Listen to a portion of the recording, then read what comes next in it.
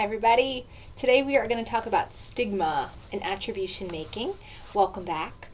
So I'm going to dig right in. You can follow along as usual. Type in notes in that Word document that I roughly prepared for you for filling in some of the blank spots. So from this chapter, I have this big long quotation saying that research that does exist suggests that stigmatized people, they aren't passive. They aren't just victims. They're mindful and strategic during their interactions with others, and that they evaluate others with a critical eye, watchful for potential enemies, the valued allies. And this is something that we're going to talk about in several ways. But this notion of actively shielding and protecting themselves, and they're found striving to educate others and disarm the stigma. I just want to give you a couple things, some research that I want to recap surrounding and infused in this claim. So people, human beings, and groups of people as well are really complex, obviously. And so some who belong to a stigmatized group are incredibly savvy, smart, strategic, successful. Sorry, I love alliteration. And others are less so. We got some bell-shaped curves going on here. So just as is true of the general population, and that's not so cleanly expressed in this quotation. So I just want to remind you of that. But also, in accordance with the quotation from page 155 that's on your document that I just paraphrased a bit, I didn't really quote in my language, in my speech, the lower ranking social groups tend to have greater savvy in understanding the higher ranking groups, as opposed to the savvy of the higher ranking groups thinking about themselves and the outside group. So in other words, people on the bottom rungs of a social hierarchy, like we talked about at the beginning when we talked about social identities and hierarchy, those lower ranking groups are more savvy than higher ranking groups. And this is something that standpoint theory asserts. Sort of critical scholars talk about standpoint theory, that those without power are more knowledgeable of those with power than the opposite. And this is, because they have to be. Think about it. The survival of lower ranking groups is dependent upon this knowledge. The opposite is not necessarily true, and certainly not assumed to be true by the higher ranking people. Why would they need to know about the lower ranking people? The truth's about them. Also, and as we've been discussing, because the low status groups are also, as Penelope Oakes would say, victims of society's stereotyping processes, they may even buy into the stereotypes that they themselves are less than other higher ranking groups, and would thus look up to the higher ranking groups and be more inclined to pay attention to them and what they're doing. So yeah, there is some truth in this quotation. There's a bunch of truth in that there is an acute awareness, knowledge, and more in tune to processing the non-stigmatized people's perception when you are a stigmatized person. But again, I just want to keep it in mind that people all share their variability. Some people are more savvy than others, and whether you're stigmatized or non-stigmatized, you're a low-ranking group or a high-ranking group, we're still going to see that variability. But overall, this quotation really means to remind us that we can't think of the stigmatized person only in the sense of how they are being treated. We need to think of the communication that they give back, and also their processing, and I love that important point. Okay, so defining stigma. We're going to paraphrase Goffman here, who's also paraphrased in your book. So basically, stigma is this deeply discrediting trait or attribute that spoils a person's positive identity within his or her social community. I'll say that again. Deeply discrediting trait or attribute that spoils a person's positive identity within his or her social community. So now some clarifications and expansions on Goffman's definition.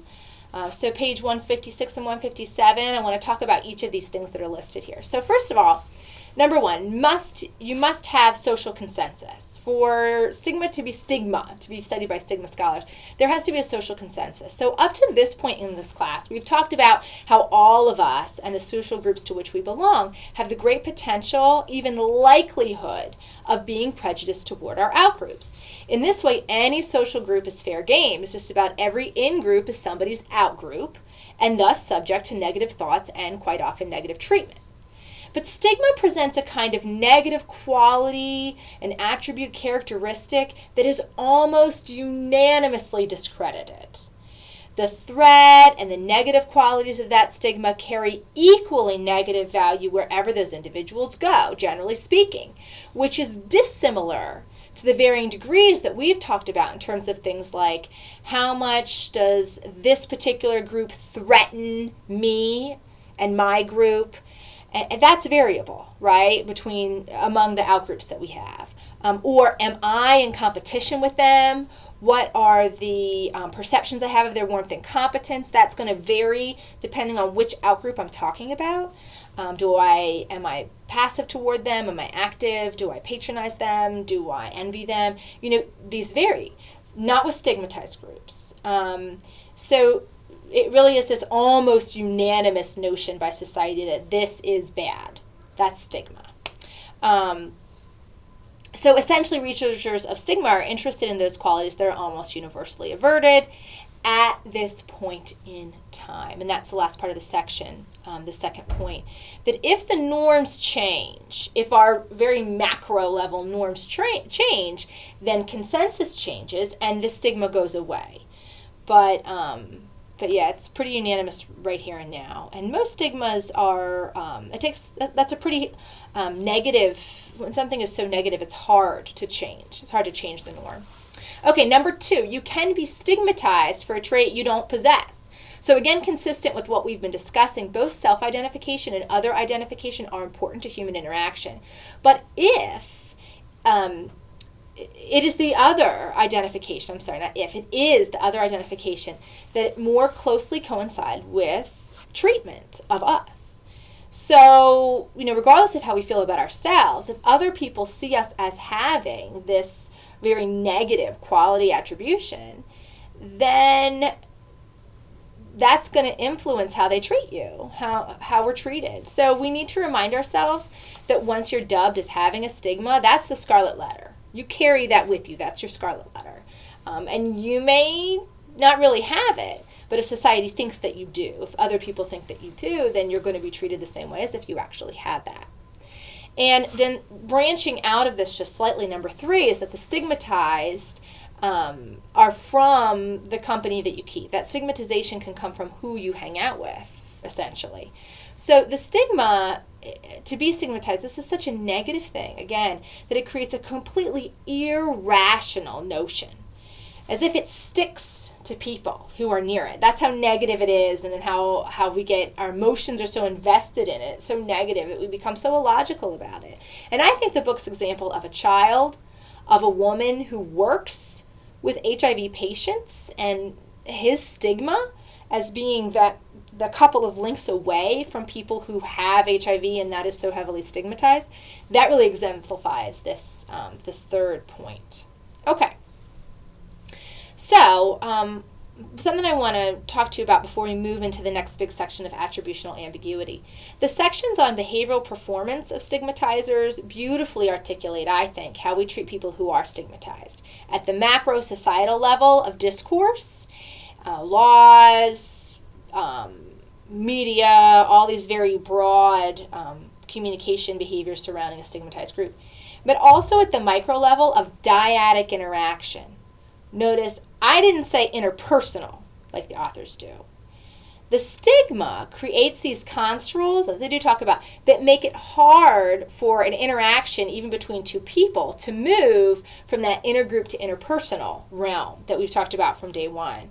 So that's also why you see so much of the intergroup stuff reiterated here on page 158 and 159. The authors aren't intergroup scholars. They're just interested in the topic of stigma, but you and I know that many of these mechanisms, as well as the behavioral outcomes, are true of any high intergroup, low interpersonal interactions. That's why I say when it exists at a macro level and a micro level, I'm saying macro and giving examples of media, laws, even cultural discourse, and then the micro is between individuals. But I don't want to say interpersonal, because if we're interacting as two individuals and I'm interacting based on the stigma I have placed on you because you actually have the trait, or I think you have this trait, or you are around people who I think have this trait, 1, 2, and 3 above, then I am going to treat you a certain way. It's very different from if I treat you as an individual, and that makes it more intergroup than interpersonal. So it's a dyad, but it's not interpersonal. So that was like it kind of bugged me as an intergroup scholar that was like that in the intergroup book. Okay, so attributional ambiguity. Let's talk about that a little bit. So the defining attributions. I want to define what attributions are for you. And then we'll talk a little about the research surrounding it. Attributions are a really cool construct in social science, and so you may have talked about them before. So we're going to talk about them. First, we're going to define them, then I'm going to talk to you about it in the interpersonal realm within and within dyads, and then we can pull back and say, okay, well, what does this mean for stigma and diversity? So first of all, let's define what an attribution is. So this is our sense-making mechanism for others' behaviors. Our sense-making mechanism. We are trying to understand why things happen. We assign reasons for others' behaviors. And we also assign feelings about our own hurt. So that's what an attribution is. In the text, this is assumed as a kind of, oh, I make attributions about other people's behaviors. Are they being mean to me as the stigmatized person? Are they not being mean? But this strays just a bit from what the attribution research describes, and so I want to talk about that research for a bit right now. So Hyder, in 1958, Hyder was the first to really tackle this, but there are many who study attributions, with probably the most widely known research stemming around our knowledge of romantic couples and their attribution-making processes in relationship to their relationship quality and how they interact in their marriage or in their dating relationship. So first, we are more likely to make and remember attributions when we perceive the other person's behavior to be negative. If it's negative, hurtful, it strikes a chord with us some way in a harmful way, then we are more likely to start making attributions for the behavior. If it's positive, we could still make attributions, but we're not going to get as engaged in that process, okay, in that sense-making process. So Hyder said that we are all naive researchers. We want to make sense of our social world. And so when other people are interacting with us, we are constantly thinking, like, why did they do that? Why did they do that? What's driving that? And so you can imagine why, if it's a negative behavior, we're more likely to put a lot of thought into it. Why did he do that? That hurt my, why, huh? And then we go through this sense-making process. And we can do that with the positive stuff too, but we're happy, and so we just enjoy that positive feeling. So we want to make sense of that. And we also might want to squelch our hurt. So it's those negative things. Okay. I am always compelled by the attribution literature because we often talk about communication as its own force.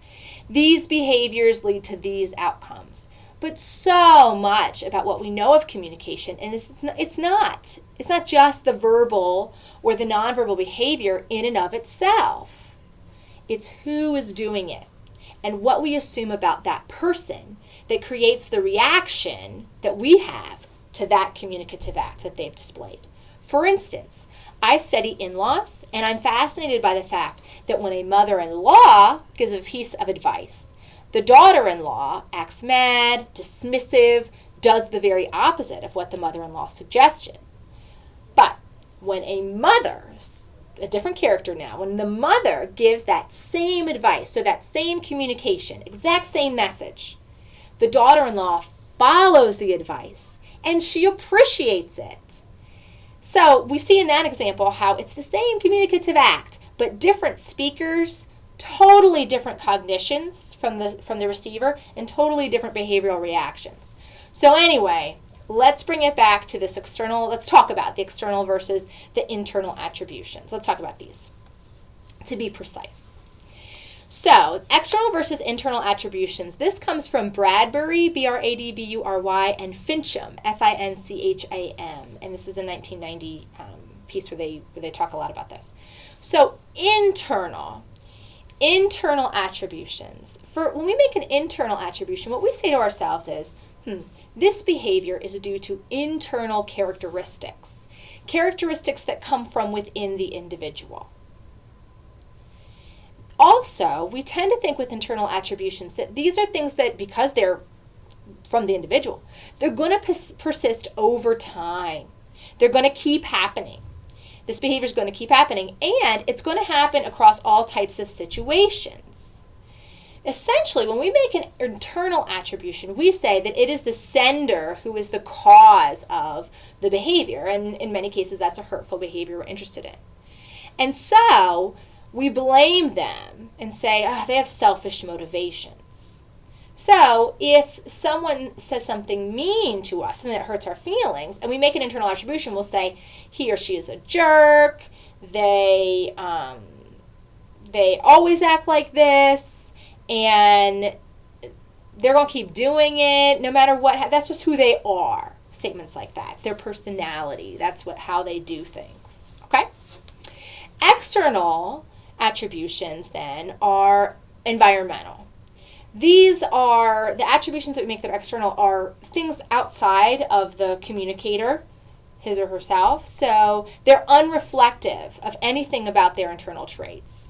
There's little to no, and in many cases, no responsibility on the person that communicated that thing, even if it's hurtful. It was unintentional. If we think it's an external thing, it's unintentional by the part of the communicator. And so we also don't assign any blame to them for doing that harming. So say something mean to me and I make an external attribution, I'm going to say, oh, well, he's having a bad day. Or he really didn't mean to do that. Something happened in that interaction that made him think something that wasn't true, and that's why he behaved that way. He didn't mean to hurt my feelings. He didn't even mean for it to come out that way. And so he didn't mean to hurt my feelings. I don't blame him. That's all external attribution. So I'm putting these as if they're a very dichotomous thing, an internal or an external.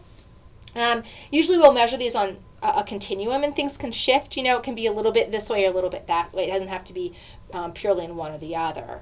But those examples should help reiterate. And in your assignment, I'm going to ask you to give examples of an internal or external attribution that you might make for different behaviors.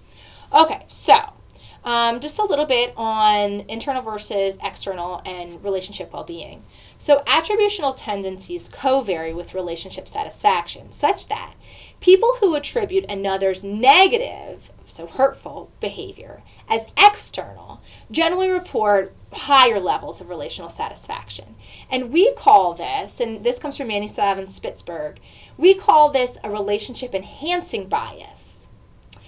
And this is in comparison to those who attribute that hurtful behavior to something internal. Those internal attributions tend to coincide with a very negative amount of satisfaction in the relationship, and we call this a distress-maintaining bias. So relationship enhancing bias and distress-maintaining bias.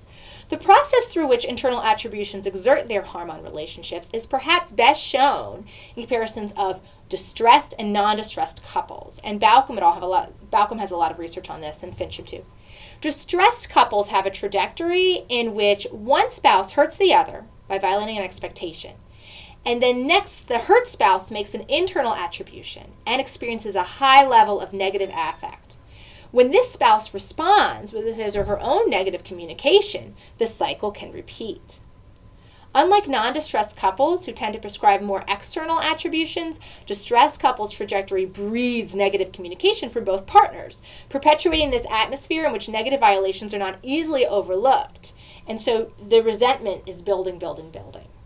Now, we might presume that satisfaction drives the attribution type, right? So that, if I'm happy in my relationship and my partner does something that's negative, then that's going to be the driver for me to make the external attribution, And if I'm really unhappy, then that's going to drive me to make internal attributions.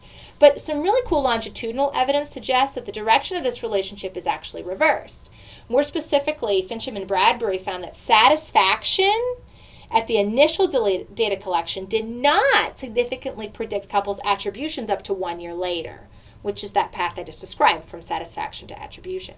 But, particularly for women, initial attribution, so how I process that negative message, if I think it's due to my partner or due to external forces, my initial attribution was linked to that later satisfaction. So attribution did predict satisfaction a whole year later. So though most commonly documented among married couples, the attribution relationship satisfaction link is found in other family members and friends. I did a study on in-laws looking at that. So you can see how that would happen, right? I think it's pretty intuitive and pretty cool. Or sad, depending if you're distress maintaining or relationship enhancing couple. So that's all interpersonal research, but you can see where it plays out here too. Yes, stigmatized groups are more likely to be scanning outsiders' communication for clues that they're thinking they're thinking, oh, is this person negative? Are they discriminating against me? And this is common of low-ranking social groups too. Again, just like we talked about at the beginning, we're going to see some of the same processes. I'm in a lower-ranking group. I mean, why wouldn't someone who's stigmatized expect mistreatment? They've been mistreated before, and it's taught them to expect it. So it would make sense that they would be more prone to looking for it, recognizing it, and maybe even at times where they wouldn't see something as negative or someone else wouldn't because they haven't had these previous experiences, they see that negativity. So that makes sense to us. It is a sad truth that we see among stigmatized groups and lower ranking social groups. But just as in the Romantic literature, this is where we want to take these things and bring them together and move forward. Just as we see in the couples, we would expect that the same patterns of distress maintaining and relationship enhancing would be true, right? If a stigmatized person assumes that another person, even if they're saying something hurtful, is responding to societal level stigmatization. In other words, they buy into the macro discourse, the broader discourse. That's like an external attribution, right? Then, if this is how that stigmatized person is thinking about that hurtful other, then that stigmatized person may be willing to move forward and still get to know that person, even though they're saying something that's hurting them.